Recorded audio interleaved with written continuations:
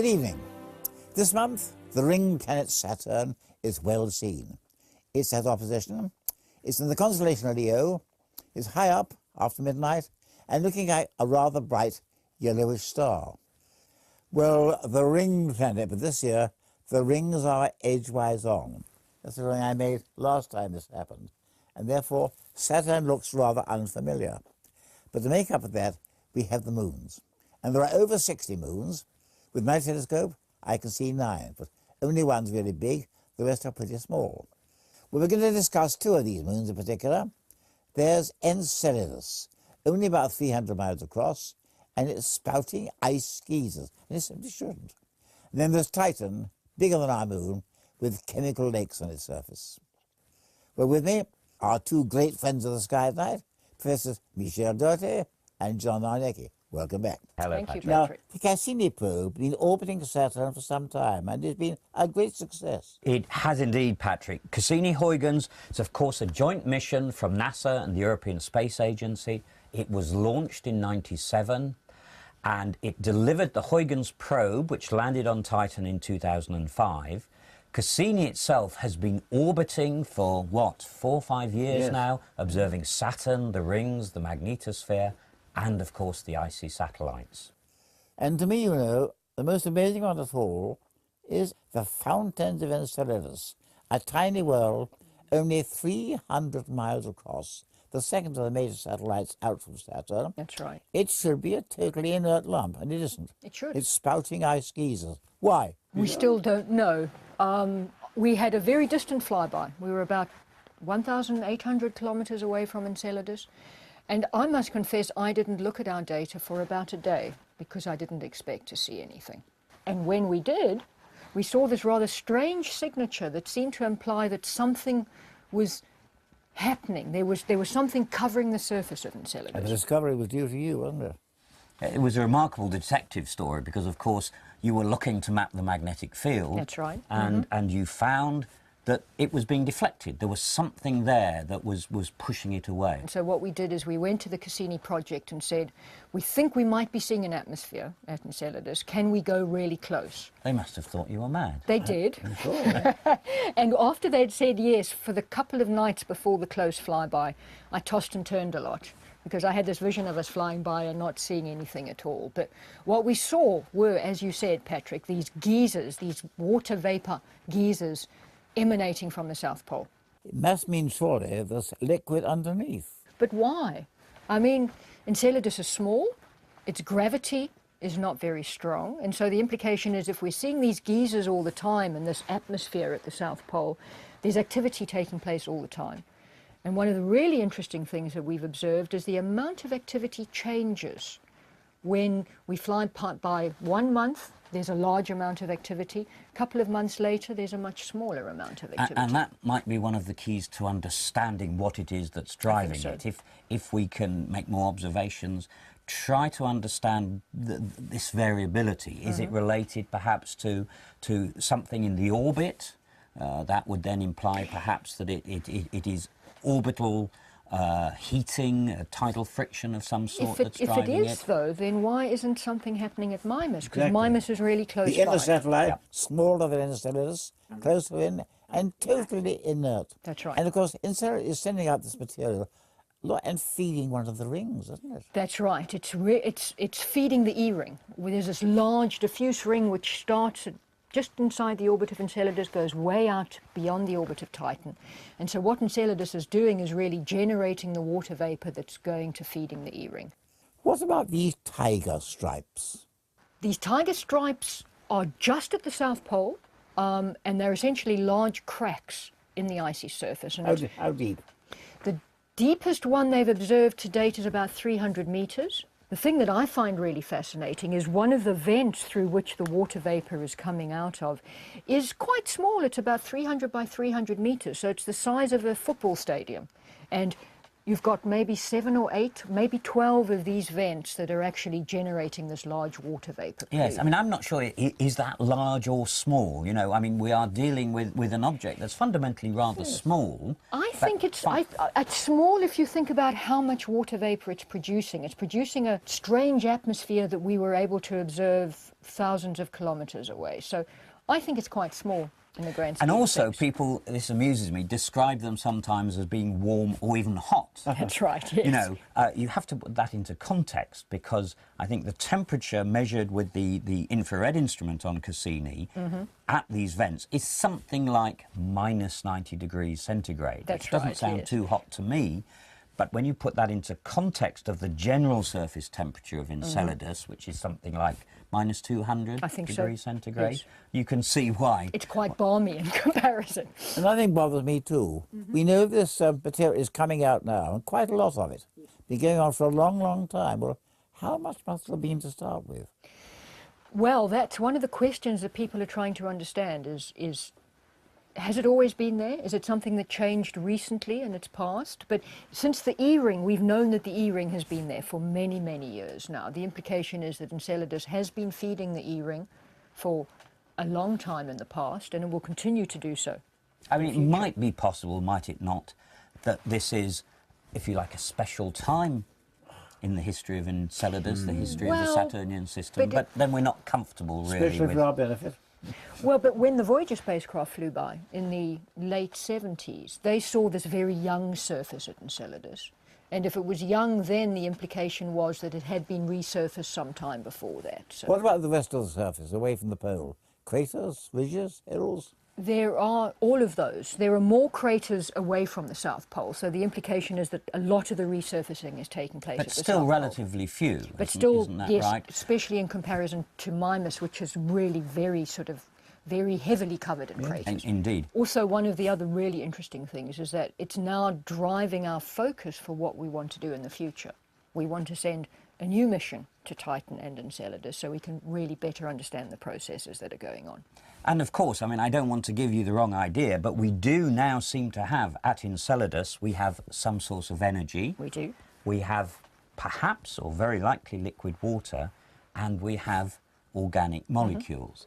You know, these are 3 of the basic building blocks for life. Now, Exactly. I'm not suggesting for a moment that we have, you know, Little green men running or even around on the bugs. surface. However, I think it increasingly shows us that the solar system is far more exotic Yes, than we ever thought, is. and there are far more potential habitats where biological activity perhaps could develop. The fountains there are the weirdest things we've found yet. They just should not be there, and they are. But don't forget the L satellites. There is Titan, bigger than our moon, actually bigger than Mercury, with chemical lakes.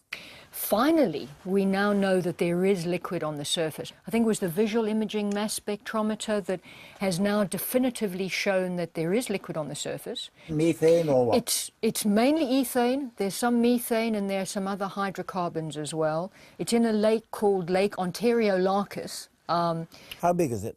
It's about 200,000 I kilometres. think. And in fact, I think it's slightly smaller than Lake Ontario, which is what it was named after. And I think one of the really interesting features about this particular lake is from the observations, it looks as though the ethane and methane is evaporating over time. There's a dark lake shore that is seen as well.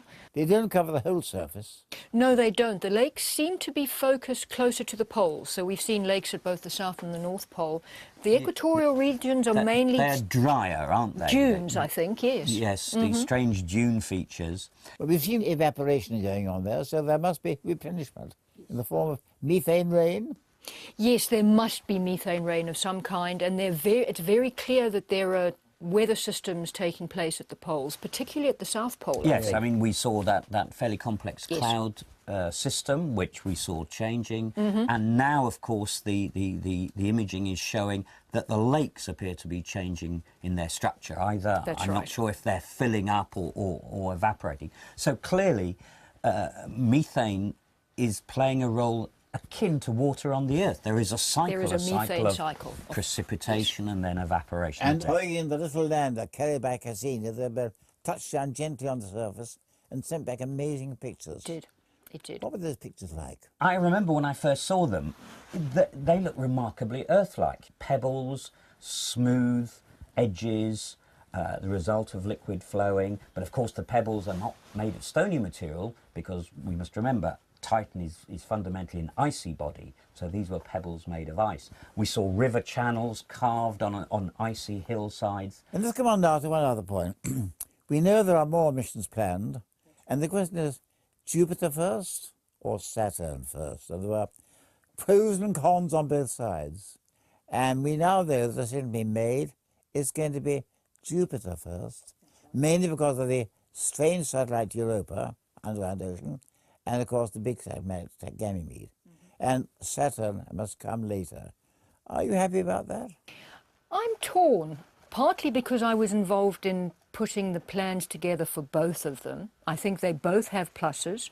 I'm really excited about going back to both Europa and Ganymede because they both have internal oceans. We want to try and understand them. But the more and more we learn about Titan and Enceladus, the more I want to go back there. So I want to do both. I don't really mind which order I do it in.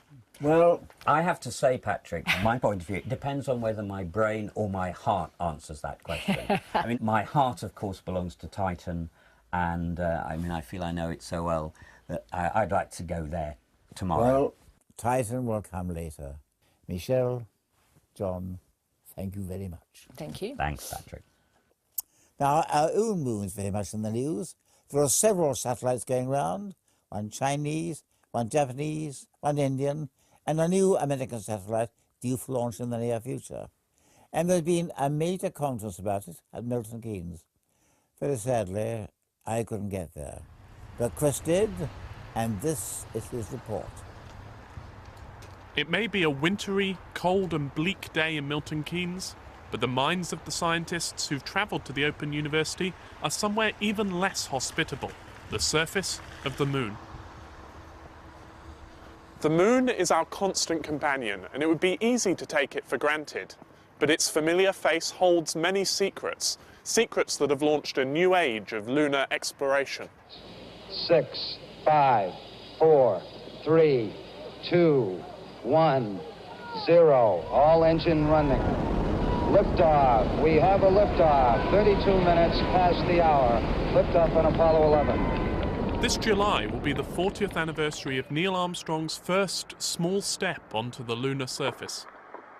It's one small step for man, one giant leap for mankind. Each of the 6 missions which landed on the moon brought back samples which have been pored over by scientists ever since. Dr. Katie Joy studies the moon in order to try and piece together its dramatic history. The one we believe most is probably that the moon formed in a large impact event. So a Mars-sized body, which scientists have called Theia, crashed into the early Earth, and this probably occurred maybe 50, 60 million years after the start of the solar system. And so from this giant impact, we had a lot of material orbiting around the early Earth, which coalesced together to form the moon. So we're testing this theory by studying samples that were brought back by the Apollo astronauts, and by targeting places on the moon in the future, we'd like to go back and get more samples to test this theory. So why hasn't Apollo answered all these questions? After all, we've had men standing on the moon and touching the surface. The science that's come out of Apollo, I don't think is appreciated by just, by many people. It wasn't just putting flags on the surface. No, it wasn't, absolutely not. Though we have the rocks, we have in situ seismic measurements that were made, we can study the lunar environment. However, it only visited near-side equatorial latitudes, so very limited spatial coverage. So, for example, we have no rocks from the far side of the moon, from known locations that were brought back. And the places that we went to on the near side of the moon are actually very strange geochemically. So they're associated with a very a hotspot of thorium, which is a heat-producing element. Okay. And the fact that we went there and all of our data is kind of characterised by this signature suggests we need to go back to different areas. We need to sample a greater range of diversity of rocks. For the first time in almost 40 years, there are 3 separate missions active at the moon. There's the Chinese Chang'e 1, the Indian Chandrayaan 1, and the Japanese with their Selene probe. Main engine ignition. SLBA take off. Lift off. SLBA ignition and lift off. The Japanese mission was the first to be launched in September 2008. The cameras on board Selene have taken these magnificent movies called Earthrise and Earthset.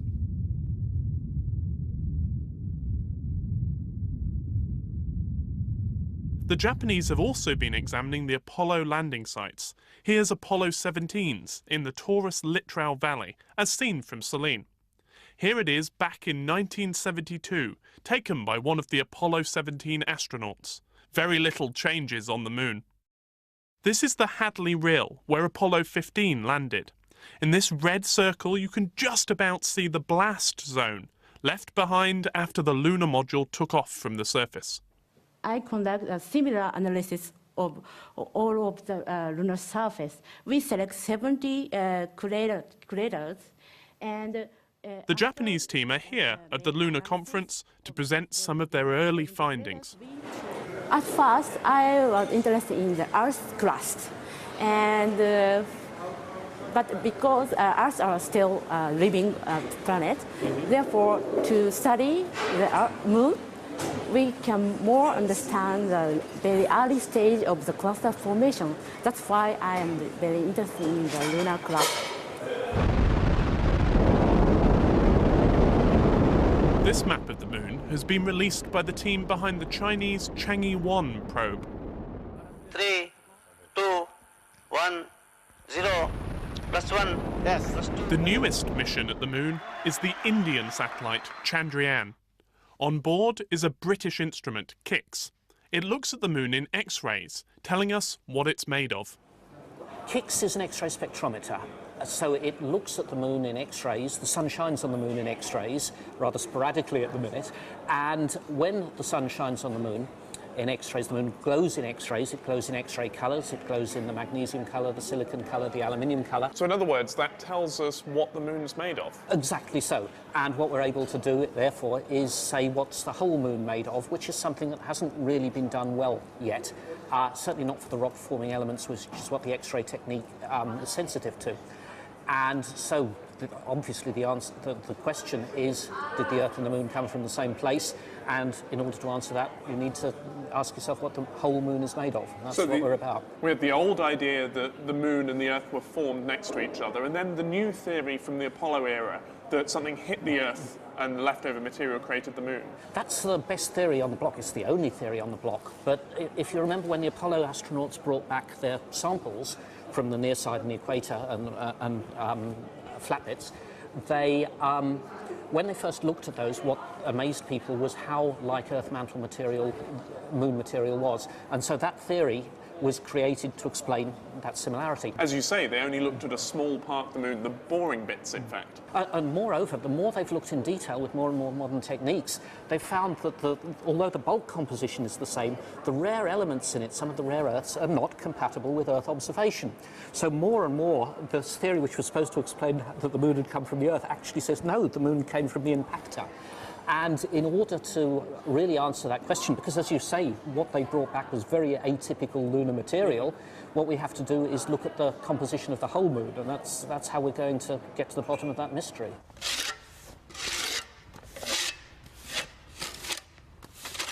One of the most intriguing parts of the lunar surface is the South Pole, where some scientists believe there might be large deposits of frozen water hidden beneath the surface.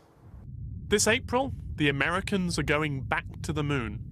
They're sending a mapping mission called Lunar Reconnaissance Orbiter, which will detect boulders as small as a microwave oven. Tagging alongside is another mission, L-Cross. The upper stage of the rocket that takes them there will collide with a crater near the Moon's south pole. The spacecraft will follow just a few minutes behind, looking for evidence of water, which some believe will be thrown up by the explosion. If there is water there, then NASA plans to use it for future manned missions. In the more hospitable Open University canteen, I sat down with NASA's Greg Smit to discuss the challenges that a lunar colony might face. There's certainly a large amount of technology development. One of the goals about having people on the moon in the first place is learning to live off the land. We at NASA, I think internationally as well, have the acronym ISRU, which means In Situ Resource Utilization. Don't take it with you if you can make the most of it while you're there. Exactly, exactly. So we need water for many different processes for humans on the moon, and if we can get it there, so much the better in terms of resupply. There's a lot of other questions, though, that we need to answer, some of which our institute is going to start helping with. So, for instance, dust. Lunar dust has been known about, of course, for quite a number of years. The Apollo astronauts complained about it, for starters. Exactly, and it has some very special properties that are difficult to replicate on the Earth in terms of its chemical reactivity, in terms of how sharp the dust grains are.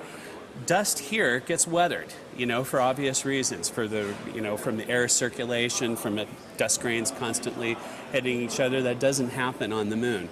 And so it could have some special difficult qualities to deal with when you're designing machinery to last for years and whatnot. And so that's very important to answer these kinds of questions, as well as life existing, for long periods of time in 1/6 gravity, high radiation, all of that. Getting man back on the moon remains as distant a dream today as it has done since the 1970s. I'm looking for a place away from craters and rocks. That's why I didn't land up there. While we wait, though, we can already enjoy the results from the largest armada of spacecraft ever to visit the moon. Right away, Houston. Vector good. Well, the moon's always there, of course, and by a particular subject, but there's plenty else to see in the sky. So let's go into my garden and join Pete Lawrence. One of the objects which is visible in the March sky is Comet Lulin. And Comet Lulin, for once, was a comet that actually did what it was supposed to do. It reached naked eye brightness at the back end of February. In fact, it got slightly brighter than that and was about as bright as the fainter stars in the Pleiades or Seven Sisters cluster. You can still see it at the moment if you missed it in February, but to do this, we've got to find some pointers in the night sky. One of these is Regulus in the constellation of Leo the Lion. Now, to find Regulus, we can use one of our old friends, the plough, or as I prefer to call it, the saucepan. If you locate the two stars which are closest to the handle of the saucepan, and then point them down, extend them down towards the horizon, and eventually they come to a bright star, which is Regulus. You know if you've got Regulus because there is a backward question mark of stars just above it, called the sickle, and that's supposed to represent the head of Leo. So that's Regulus. Remember where that star is. Now we have to find some stars a bit further to the west, and these are called Castor and Pollux, and they're the two heavenly twins of Gemini. Now, to do this, we can use another old friend, which is Orion the Hunter. And Orion is very prominent in our skies at the moment. 7 very distinctive bright stars. But if we pick out the two brightest, the one in the bottom right, which is called Rigel, and the one in the upper left, which is called Betelgeuse, and extend a line from Rigel through Betelgeuse for about 2 times the distance again, and you come to the two stars, Castor and Pollux. Castor is the one at the top, Pollux is the one below it. Okay, once we've got that, we can draw a line between Castor and Regulus, find the midpoint of that line, and then just below that region there is a lovely open cluster of stars which is known as the Beehive cluster. Now this is bright enough to actually be able to be seen with just the naked eye, but a pair of binoculars will pick it out very well indeed. So if you can find the Beehive cluster on the night of the 5th and 6th of March, so that's the evening of the 5th into the morning of the 6th, use a pair of binoculars, have a look at the Beehive cluster, place the cluster at the top of the field of view, and Comet Lulin should be in the lower part of the field. What does it look like? Well, it's just a fuzzy blob, possibly with a hint of tail either side of it. You can't see much in the way of colour, but if you take a long exposure photograph of Comet Lulin, it comes out vividly green, quite an intense green in fact. Now, throughout March, the comet dims. It dims from just under naked eye visibility at the start to just about the threshold of a pair of binoculars at the end. So it's still very possible to see it as it heads in towards Gemini. Well, one thing you definitely don't need a pair of binoculars to see is the planet Venus. And if you've been outside over the last couple of months or so, just after sunset, and looked up high in the southwest, there it has been as a brilliant beacon in the twilight sky. But it's not going to be there for much longer. Things are changing rapidly throughout March because Venus will get lower and lower and lower, and then eventually disappear altogether from the evening sky and reappear in the morning sky. So now is a really good time to get out and have a look at this amazing planet. If you have a telescope and you can train it on Venus, say throughout the first couple of weeks of March, you should be able to see that the planet is showing a very distinctive crescent phase. It's a very thin, slender crescent at the moment, and actually quite big. In fact, personally, I think it's one of the most beautiful sights in the entire night sky. The other major planet on view at the moment is Saturn. And Saturn's pretty easy to find, being in Leo the Lion. The best way to describe where it is to locate Regulus, the position which I gave earlier, and then look to the left and below that position. If you see a bright yellowish star, that's Saturn. Now, Saturn is an interesting planet to look at through a telescope, but at the moment it's tilted almost edge on to us, so its rings appear very thin. But the orbits of its major moons are also tilted fairly edge on to us, and this can give rise to some incredibly interesting effects. One of these occurs when a moon moves across the face of Saturn, dragging its shadow behind it. Now, I'm quite excited because on the morning of the 13th of March, at about 2:30 in the morning, there's going to be not one, but 4 satellites doing exactly this. Now, if you have a large telescope, say a 12-inch or greater, and you look at Saturn, you should be able to see these 4 tiny dots of the shadows of these satellites moving across the face of Saturn. You might even be able to see the satellites themselves. But I really hope that the skies are clear at this time and you'll be outside joining me watching this rather amazing event. Well, there's plenty to see. On to our news notes now, and Chris. Chris, one thing intrigues me particularly, the discovery of a planet not much bigger than the Earth, although not the kind of place where we could live. Yes, this is the smallest planet yet, discovered by the mainly French satellite Corot around a star just over 450 light years away. It was caught moving in front of its star as we see it. It orbits once every 20 hours, so far inside the orbit of Mercury if it were in our solar system. That means that it must be a very hot world indeed. It's small enough to be a rocky planet, but the temperature is about 1,000 degrees centigrade. So the surface is either superheated water or something like that, or just lava. I don't think we'll go there. And one lovely picture, we must show, I think, the Eta Carini Nebula. Yes, well, this is the whole Carina Nebula. It's a beautiful star-forming region, 4 times the size of the more familiar and slightly nearer Orion Nebula, imaged here by the Very Large Telescope in Chile. And it's an image like this that gives you a sense of how beautiful and complex these star-forming regions are. There's a huge amount going on, and actually it's just a work of art as well. It's a beautiful image. Of course, Eta Carini itself, a star 5 million times more luminous than the Sun at least, and our next supernova candidate. Yes, one of the most massive and most luminous stars known, reaching the end of its life for sure. Who knows when it will go bang, but at least it's far enough away that we can watch the show without it doing us any damage. Not from here, it's too far south. Yes, that's why you put the telescopes in Chile. Chris, thank you very much. Next month, we're going to talk about the Herschel Infrared Telescope, about to be launched into space. An exciting mission. And a special report from Chris, who went over to Holland and was able to see the telescope before launch. So until then, good night.